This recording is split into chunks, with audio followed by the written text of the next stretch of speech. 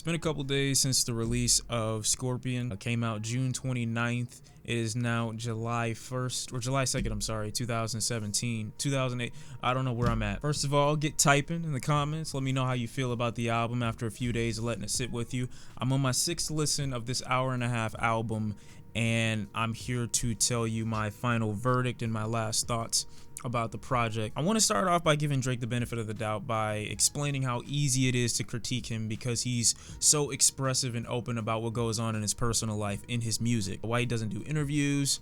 He says that he, uses these albums as an opportunity to explain what's been happening in his life in most recent times. He actually explains it as like a diary entry. One of Drake's most consumable qualities is how he utilizes his voice to rap and sing on songs where he's solo. It kind of makes you feel like you have two different experiences coming from the exact same artist on one track. He provides this on songs like Elevate, Can't Take a Joke, Blue Tint, all of which are some of my favorite songs from this album. I love the momentum and the constant motion that's going on. It seems like you're constantly being fed on the track Can't Take a Joke. Blue Tint is kind of a healthy mix of him rapping and singing with some added vocals from Future. And Elevate is kind of like a song that emphasizes those vocals. When he starts on his second verse, he just sings majority of it, and it sounds like he's constantly moving up in the world as he's explaining his story. These are elements that make an artist like Drake more relatable and almost make you forget the fact that he's 30 years old rapping about shit likely affecting kids coming out of high school and maybe college. I can also give him credit for the fact that he doesn't just appeal to the lowest common denominator either. With his use of certified legend status vocalists like Michael Jackson and Mariah Carey on this album, and his regular use of R&B classic sampling, I could see a good portion of the older demographic coming to this album to get a sense of nostalgia through Drake's music. Now, I mentioned earlier how Drake utilizes these albums as an opportunity to tell you what's been going on in his life in recent years or in recent months, kind of like a diary entry. But what happens when your most recent diary entry is kind of like a mirror image of the same diary entry that you had maybe a year or two prior? I say that to say that majority of this album comes off as Drake explaining in a different way what he's already explained before. I do have to give Drake more credit for including sounds on this album that weren't included on his last More Life project, songs like Nice for What and songs like In My Feelings that kind of have this happy dance vibe to them. I mean, if Drake's not going to hit me with an onslaught of lyrics, then I'd rather him make some good dance music. There are some awkward breaks in the song In My Feelings, but it's nothing that can't be, forgiven when Drake's vocals come in and they're repeated. This album is an hour and a half, so there's nothing but room for filler content. And when I say there's filler content, boy is there filler content. But wait, I think I'm just stupid, because to say that there's filler content, you have to have a clear objective in the reason for an album, right? Now, I'm not one of those people that believes because I didn't prefer a project that it should not have been made. I'm a firm believer in artists creating whatever it is that they want. I just find albums easier to consume when they have a clear focus, or they have a direction, or they have an idea that they're centered around. And Scorpion just is not that. I return to my previous comment in saying that Scorpion comes off like a gun that's jammed. You could say Drake is the gun that's filled with so much aggression, and he's aimed at so many people and so many different things going on in the industry, in his personal life and in the rap game, but he never pulls the trigger on this album, even when he's talking about his own son. Now, Drake is an artist who is completely allowed his privacy, and as a listener of his music, I do not feel entitled to know anything about his personal life or his son. But are you really going to tell me that a guy who spends so much time speaking about his personal life, his relationships with women, how he feels on the inside when it comes to his emotions, happy, sad, mad, angry, all this other stuff, are you really going to tell me that this is the guy that you wouldn't expect to talk about his child? Again, it's my expectation that he talk about his child. It's not my entitlement. Drake has a direct line on the track Emotionless where he says, "I wasn't hiding my kid from the world.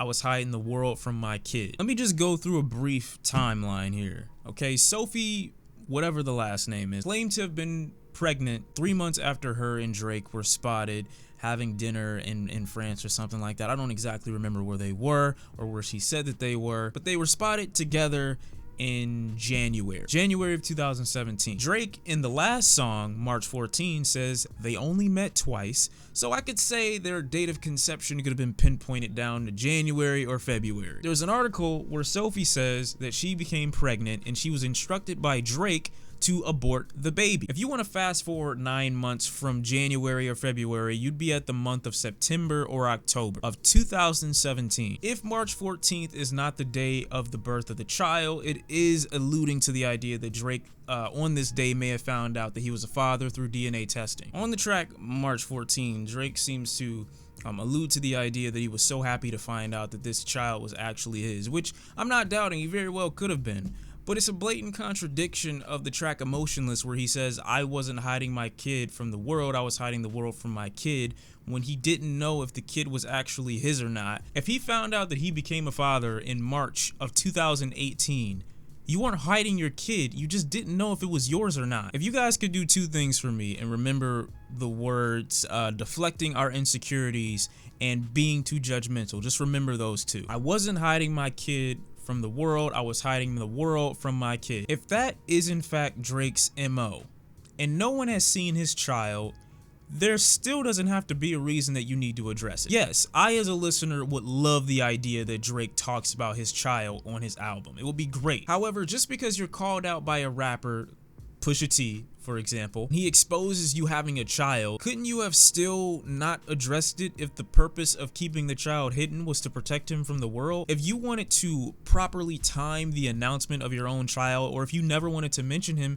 you didn't even have to address it on your album. Now, if we go back to the track March 14, Drake is talking about how ashamed of himself he is, how he basically let his family would be down, and how he ended up being in the same position of his parents, like being a single dad. If you go through Drake's entire discography, if you go through even this album, he spends a lot of time criticizing and chastising people. Now, while you're allowed to do that, it opens the door for you when it comes to criticism. When you criticize people so much, you make yourself a target. If Drake was one of those artists that drowned in self-reflection and drowned in the idea of introspection, then I don't think anybody would even come at him. But it seems like Drake is aware of the fact that he's too judgmental. So we get to the point where he's saying he's ashamed of being in the same position of his parents, because he's also the exact same person that's chastised his parents, especially his father. So to be in a position similar to that, he looks like a hypocrite, and he looks like he doesn't take his own advice. Too judgmental. So if Drake's main goal, again, as I said, was to protect his child from the world, why then go and do the exact opposite and announce that you have one? To try to flip the narrative that you're a deadbeat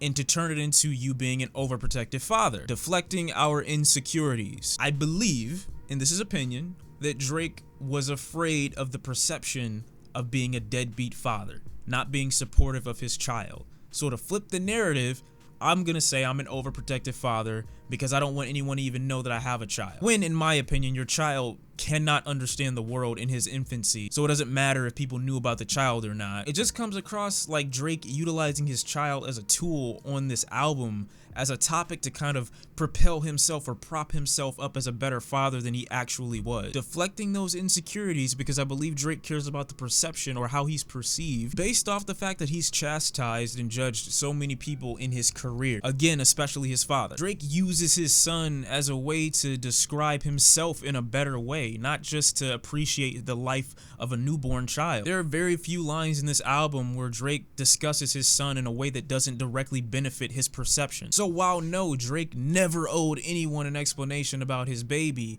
the fact that he's so willing to address it proves that he's doing it to benefit himself more than to let people know that he even has a child. Because there's no reason that him letting the world know that he has a child benefits the baby.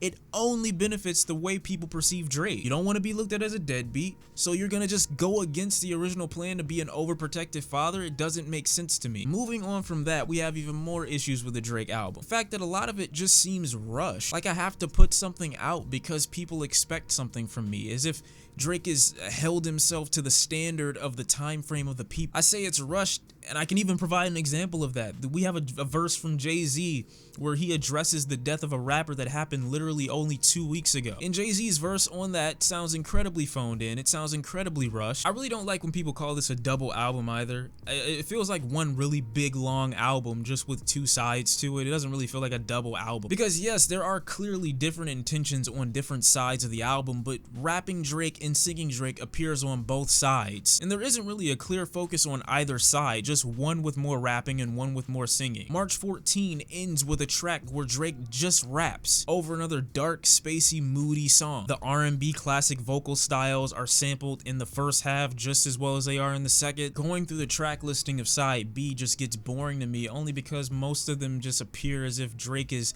in a contractual agreement with the people that he's in a relationship with, excluding himself from the relationship as if these are people that need to perform in a certain way to meet his standard. And there are multiple examples of this, like, where are all your good manners? I expected more from you, honestly. I kept you decent, I kept you sane, you had potential, I could have shaped it.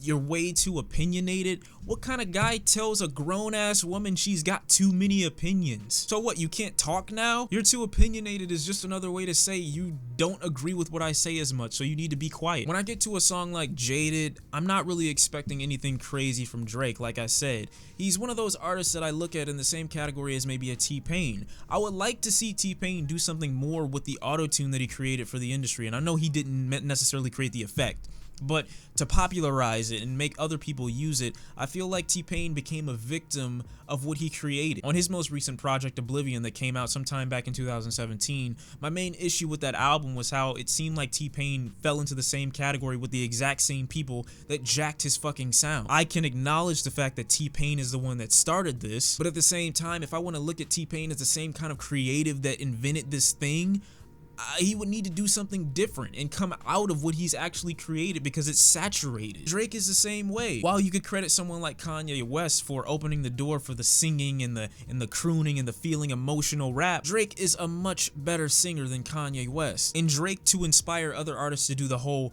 confident rapping and singing thing, it seems like he's also fell into that same pool of generic singing rap. We get to tracks like Jaded, where after a couple of listens, you can probably see that Drake is talking about a specific woman, and if you rap genius it specifically, you hear that he talks about Georgia Smith. And on this song specifically, Drake unintentionally makes both of them look like complete weirdos. Drake for being 30 and chastising a girl in her early 20s just coming into adulthood for not being a certain way, and Georgia Smith for wanting to be famous before being with Drake. I can understand why you would want to be that, because Drake is such a polarizing figure. It'd probably be very intimidating as an artist yourself to want to be in a relationship with an artist who people look at as the dominant force in all of music. You want your career to flourish, you want to thrive yourself as an artist. It just seems like such a weird reason to deny yourself love if that's what it truly is. But rather than leave the awkward material there, Drake continues by saying that he could have shaped her potential, as if he's building